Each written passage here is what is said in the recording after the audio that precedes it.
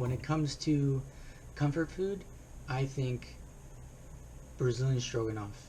You know, when I first had stroganoff, it was the European version, way more common, much more available. It's this cream with meat, uh, like a like a sauce, I guess, like a curry, but it has no curry ingredients. It's just this thick, creamy sauce you eat over egg noodles, and I loved it. And then, so that's what I'm operating off of. And then in SoCal, where I grew up, there's a lot of Brazilians, and I have Brazilian stroganoff. Okay, let's give it a shot. Get to your table. It's this like pink cream over rice. So different. It was sweeter, saltier, more tangy, and it was amazing. I realized the difference is the use of ketchup and mustard. And I was caught off by this. I'm like, ketchup and mustard? What are we, like a picnic? You know what I'm saying? But no. If you think about ketchup, it's like this sweet vinegar tomato sauce, right? And then mustard is this like very bright, like in your face kind of condiment. But together it creates this, with the cream, it counteracts the fat, and it's bomb. So when I lived in Brazil, I had it all the time, as much as I possibly can. And it's it's such comfort food that every family in Brazil has had this before. And today I want to be able to show you how I do it. Is it super authentic? Probably not, but any opportunity I can to share Brazilian pride, Brazilian food, I'll do it. Okay, because anytime I miss Brazil, I think stroganoff. If when I think of comfort food, I think stroganoff.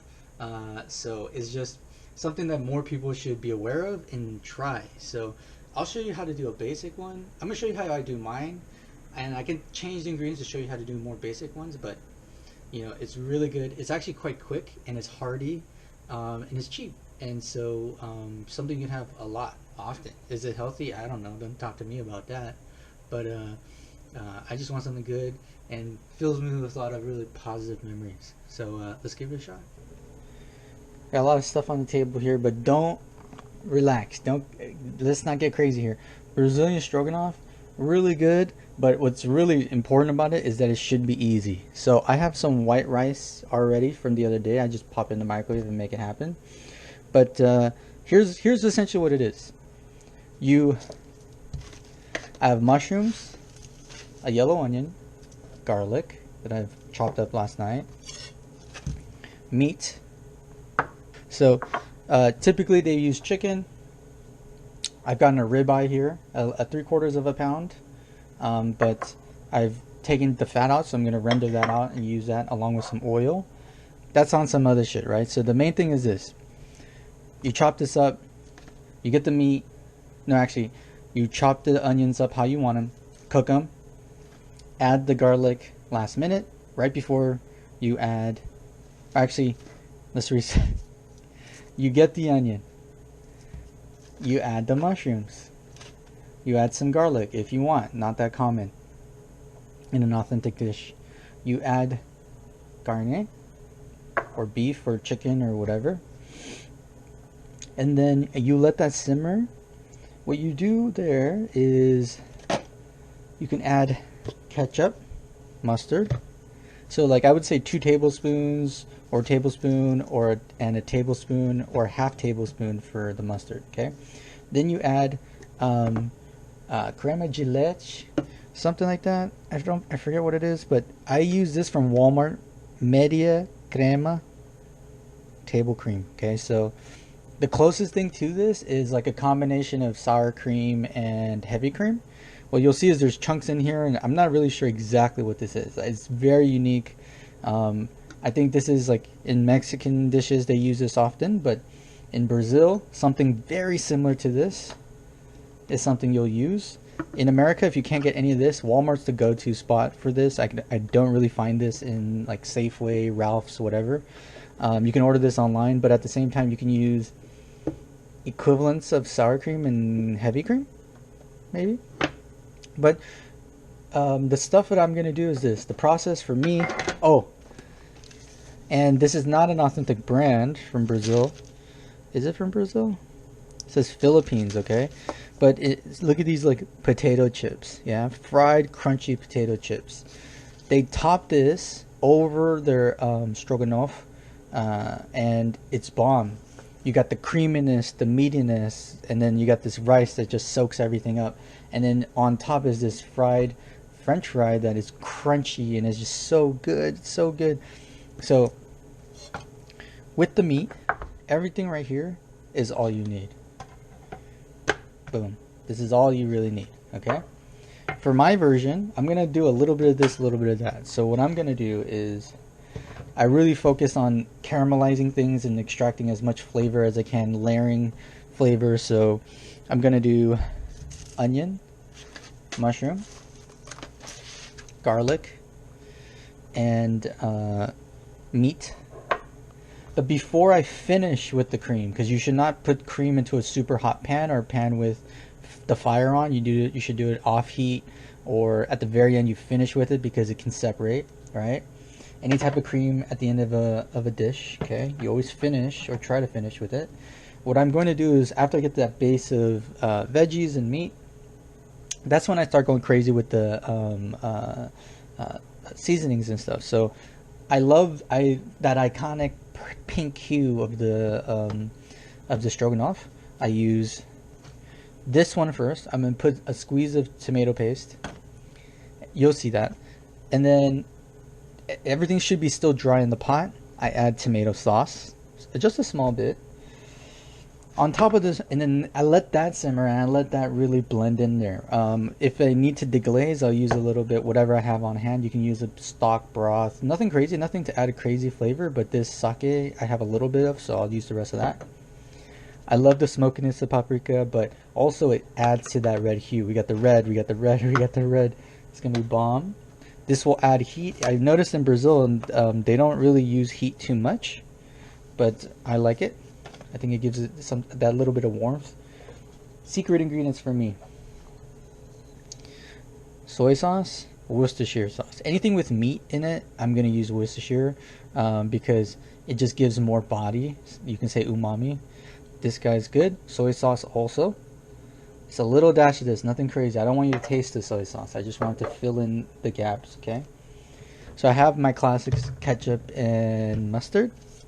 But this is the first time for today, I'm going to split some of that mustard, so half that tablespoon with Dijon. Just, I like Dijon because it's more mellow. It's not much of a kick, but here's the thing. This doesn't mean it's better than this. Like in Brazil, like that kick is nice, that vinegar is nice. You know what I'm saying? I will finish with these shoestrings. Oh, and I have some extra time, so why not toss it in? I think this works well with anything really meaty. And let's get into it. So I'll prep the ingredients, and then we'll get after it. So these mushrooms are already cut. Let's prepare. What do you guys think?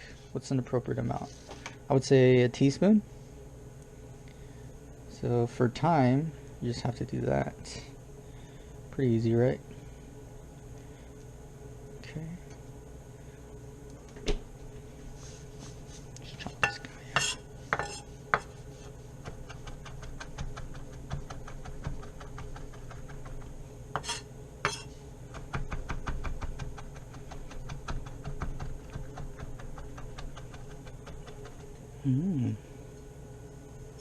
Doesn't have to be perfect.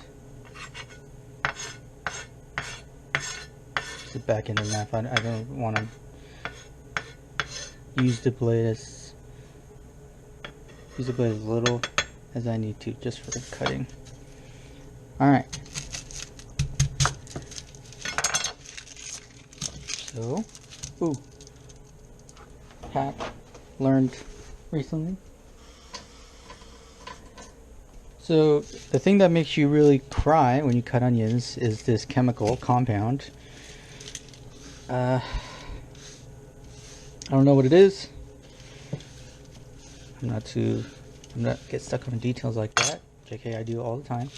And they said that they're attracted to water. So they said you cut onions to prevent that getting into your eyes. That's why your eyes get flared up, because it's attracted to the liquid in the eyes. If you do this next to a wet towel, it will get attracted to that and prevent you from getting hurt. Here's the thing. I've also heard this works if you have like a burner on. Just having like a fire on will also just kill it in the air. I don't know. I've tried that. I don't know. Maybe I did it wrong. Let me know. But yeah. Let's see if this works. We're in it together. All right. Okay.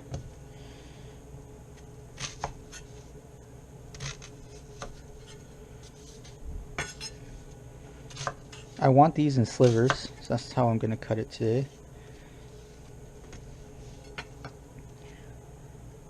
Okay, yeah.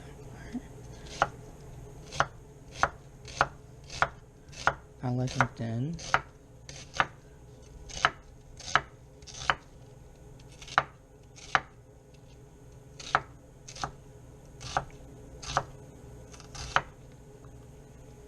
Okay, so I definitely feel a little bit in my eye. Maybe because I'm hovering right over this fucking thing. Okay, that's a full onion. Onion, mush, meat. I think that's a good amount. Alright, prep is done. Alright, I think that did help, but it wasn't foolproof. Or I did a bad job. But we don't say that around here. We say we always do good. Nah, who I'm fooling. I say suck all the time. It's more motivating, you know? Okay. Alright, before we crack on with the fire, I've used this guy a few times. I had a review of this, or I had an unboxing. Tramontina tri-ply, so it's fully clad, meaning there's a stainless layer inside, stainless layer outside, but aluminum core, meaning that we utilize the benefits of these different types of metals for cooking. Yeah, so when we turn on the heat, the aluminum gets up to heat faster, but the stainless is more resistant for cooking purposes. Aluminum on the outer side will help protect its damaged aluminum, or the stainless on the outside, stainless on the inside. You have really cool handles. Everything's riveted instead of using screws. There's even a indicator for the quartz that are in here, and it's really cool. I mean, so far so good. This thing has cooked really well for me. What have I made in here so far? I've made pasta. I've boiled vegetables, so I had some Brussels sprouts in here the other day. One of the things I'm learning more about stainless is like it's not necessarily staining, but you can see where the water was boiling and then where it wasn't. And so I'm like, I think most people just live with it. I don't think people make things pristine every time they use stainless. I really love the lid, metal, pow. Okay, so let's turn the fire on. To speed. The thing about stainless, especially when you're frying stuff, is get it up to temp. And if anyone has cooked stainless before, things like to stick. And I'm expecting things to stick now. I'm still working through it, but I'm excited to work through it. That's the thing. I'm learning so much. Okay, we got my salt on deck. Olive oil, canola oil. I like flavor of olive. Sometimes I just decide based on how much extra oil I have, you know. Check out this bowl stuff made. So sick. It's like a ramen bowl, but it's perfect for a full onion.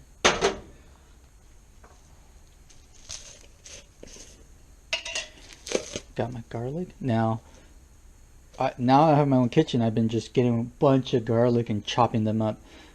One of the things I did was I put in Tupperware, and fridge smelled fine, freezer smelled crazy, and we're like, what is this meat smell? And then figured out it was garlic. One thing that has helped it is I get an old pasta sauce jar, double wrap the boy, and then put the lid on and fix the whole thing. Baking soda in the freezer and the fridge, and it just helped with the smell. It was sick. Mushrooms. So with mushrooms, they literally cannot get burnt. Meaning, they just, you ever saute mushrooms and you leave them forever without even touching them and they look great? Yeah. So onions are different. they start to cook, and depending on temperature and how you cook them, they can caramelize and develop sugars. So I don't want this super rocket hot.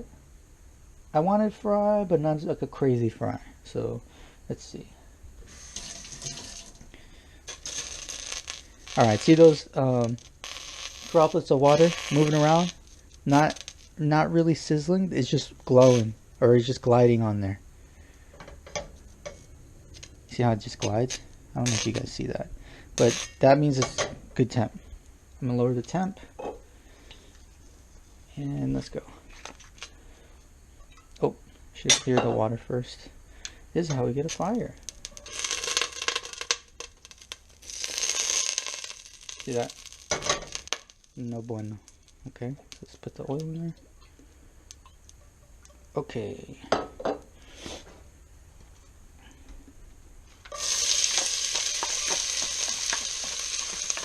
Beautiful. You know what I planned on doing?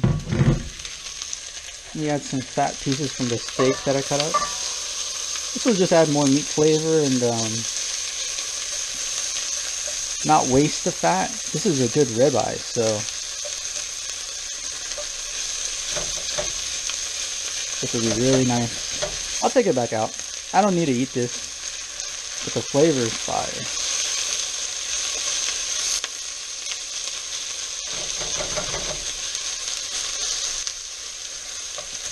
Steph is not the biggest fan of onions, but when she says if you caramelize them and break them down, I'll eat that. Say no more. Say no more. I personally like to have it with a little bit more bite, but I like to cook so other people can enjoy it too, you know?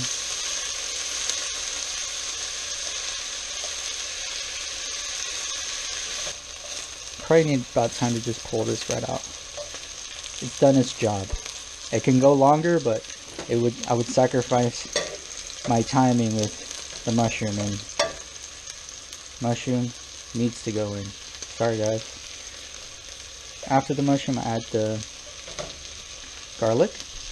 Garlic tends to burn, so right away I'll put the meat in there. What the meat does is lower the temperature of everything in the pot, which is really nice. Okay, there we go. Yeah. You see these little bits? You see those bits? We're gonna pull that shit out with the sake. It's called deglaze, and that's with the mushrooms and everything. That's gonna create this bond, this layer that gets stuck to the pot. But if you can deglaze and pull it from the pot, you have more flavor within the dish. So I'm with it. I'm not gonna waste this. I'm gonna save this and then use it for another dish. Something that I can actually leave it in the dish. That'd be nice. Okay. Mushrooms. Nice.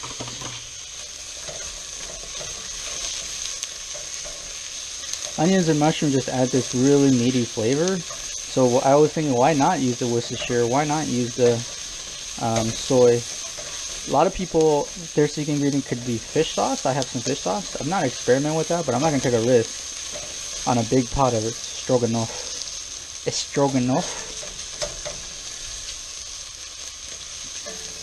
It should gold. Okay, so let's take a minute to let this pop. Good. Looks really good.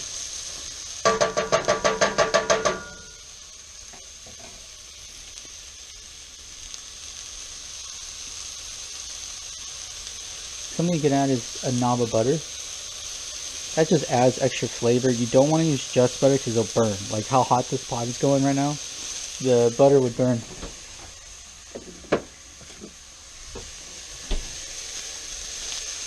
But since I have butter, why not? Fuck it. That's what's cool about cooking. When I first started to cook, I was like, oh, I don't have all the ingredients. I don't have. And then you start to cook a little bit more, and you're like, oh, why did it need to be that? For that reason? Okay, I got something like this. That could work. Similar with why people use half and half or cream. Like, depending on the recipe, it can be swapped out. Just find good substitutes. You know, that's the fun of learning to cook. All right, butter the thing. Oh, bang. Yes. You can see that stuff stuck to the pot is getting more. The onions are getting nice and brown without burning. Lower the temp a little bit. Alright. That's one thing I can do. Just scope this.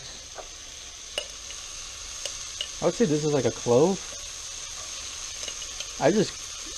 Why not? Let's get nuts, dude.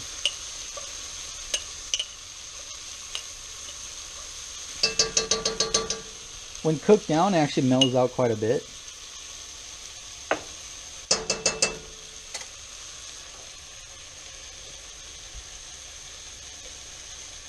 I just have so much garlic. Who else wouldn't use that much?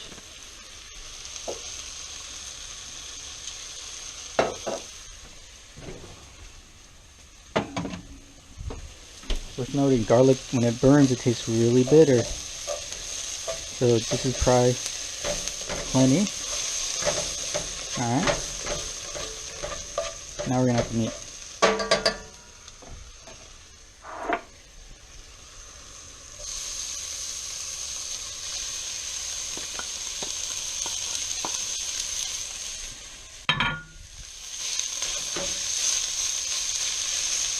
I need a little bit more oil.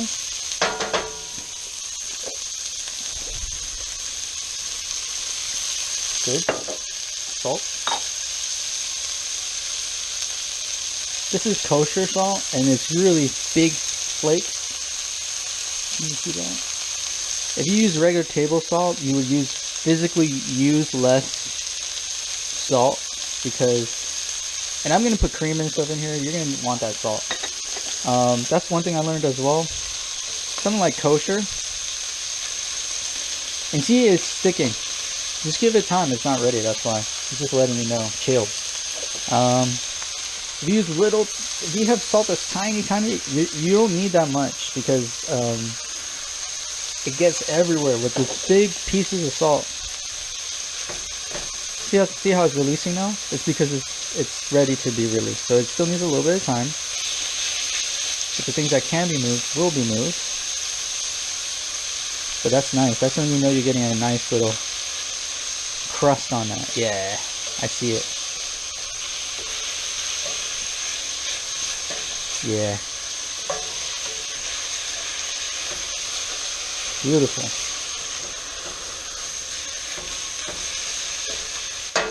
A little bit.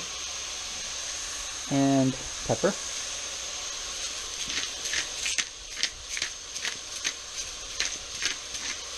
Nice. What else can we do? Oh, bang. So tomato paste has like really strong raw flavor. So what you want to do is you want to cook that down.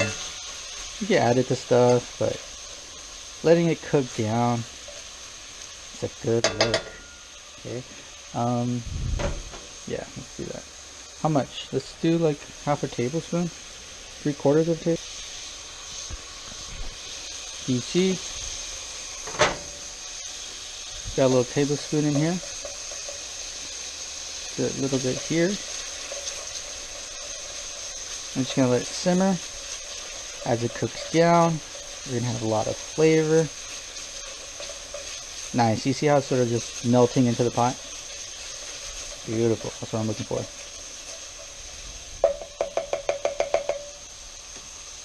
Okay. We're gonna go. This is where actually, as you start building everything,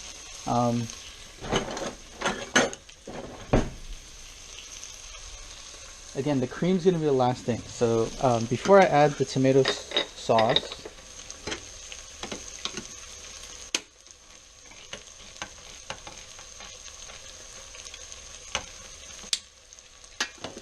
I'm gonna add.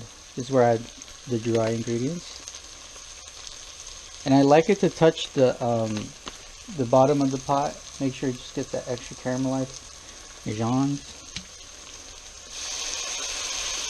So help deglaze the pan too.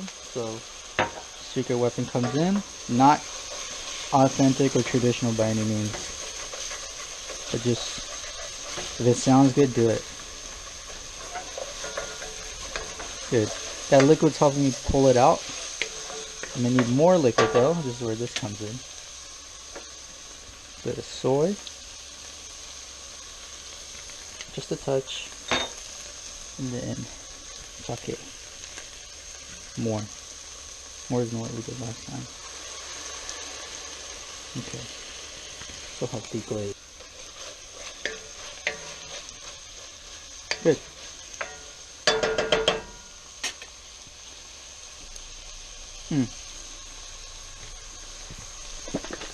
Start with the base of this.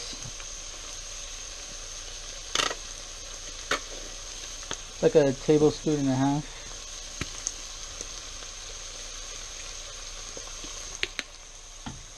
And mustard is strong, so I don't put. Oh boy. And mustard is strong, so I don't want to put too much. That's a good mix. Okay. Oh, can't forget the time.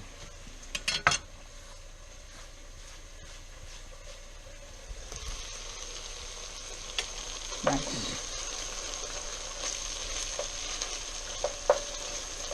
So I like to cook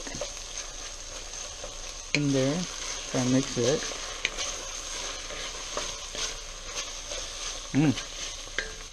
Yes. Look at that. Let that cook down.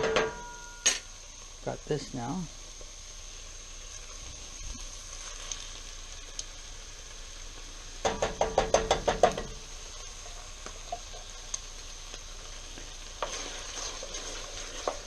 And this is where stainless really comes in handy. You know, I've considered doing this in cast iron, but the acidity in the tomatoes, you can see the acidity is also helping pull the fond off the pot. But if you had a cast iron, you would pull the seasoning off the cast iron too, or a carbon steel. So, a stainless pot. I'm so glad I have one now. And all I'm going to do is just let this simmer. Because I'm adding so much tomato in here,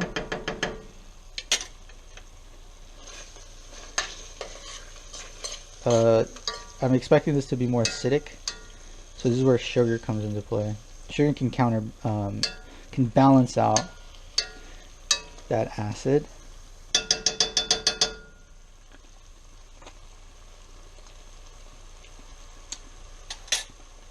The sugar in the spicy, nice.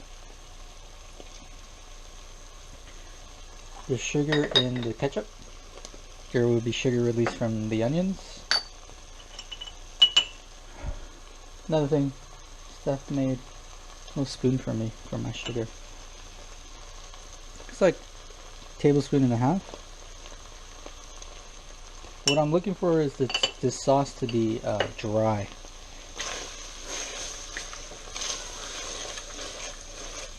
So like I said in the very beginning, like all you need to do for a more traditional, more common Brazilian stroganoff is onions, mushroom, meat, ketchup, mustard, and then the cream.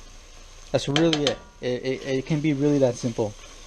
All I did was just put a little twist on it.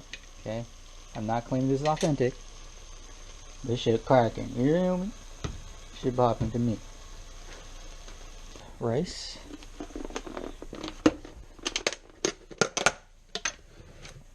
Open this up. Yes. So I've seen this thinner.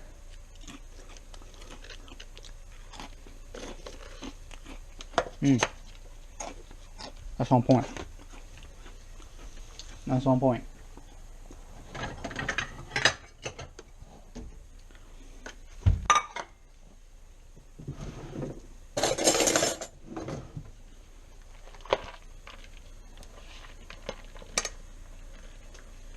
Stay with this.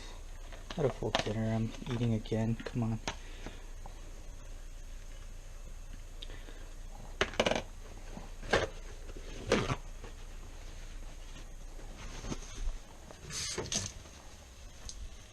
White paper towel. over boiled rice. I heat it up, it'll help. Let's try 30 seconds. Bang.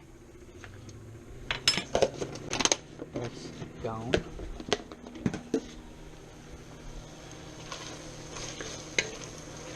Yeah.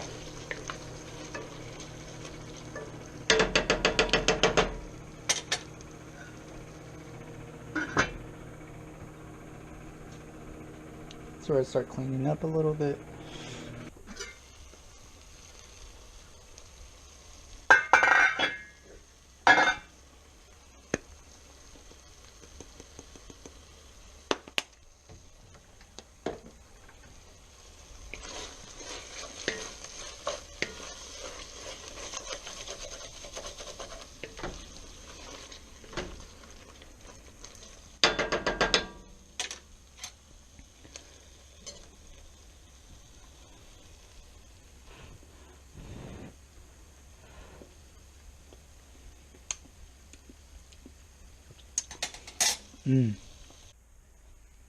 Alright. Camera issues, big oops. I looked at the footage, charged the camera, and looks like the last part we missed was the adding of the cream. I have it here simmering now. And look at the big difference here. So I'm just reheating it because I have to wait a little bit. But this is what I'm talking about. I'm gonna try to get this in frame. Check this out.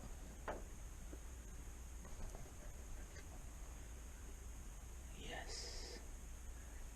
This is that pinkish hue that I've been looking for. Okay, so let's plate this up.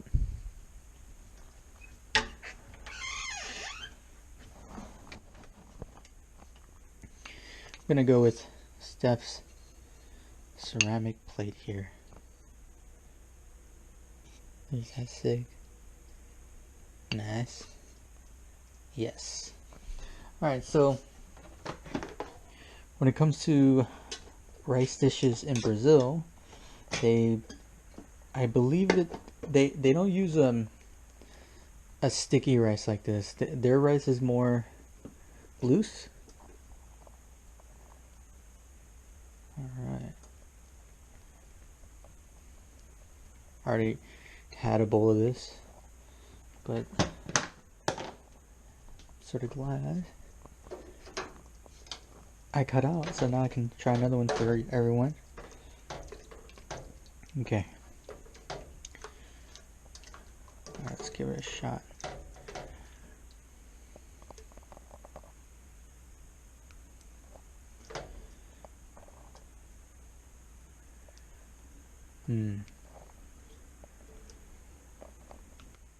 Okay. Gonna finish this.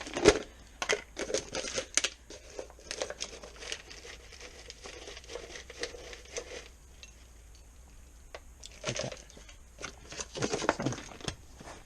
And there we go. Brazilian Strogonofe.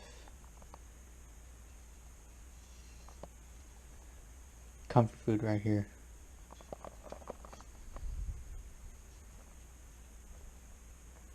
Thumbnail. It's a good angle. Yes, that's what I'm talking about. Cool, let's try.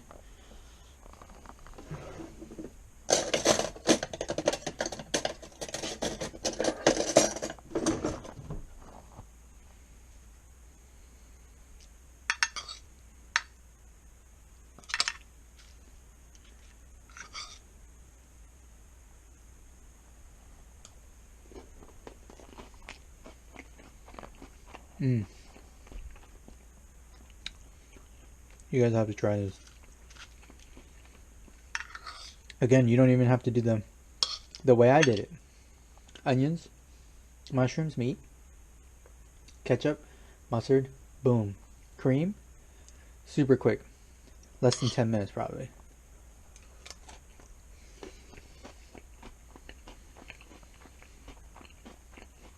Mm. Crazy. All I need is like a can of guarana. Finish off with some acai.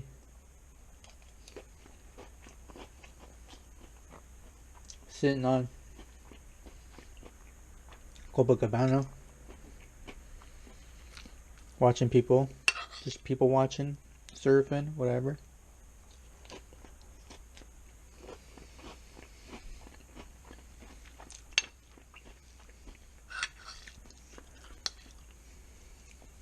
Major memory vibes right now. Alright.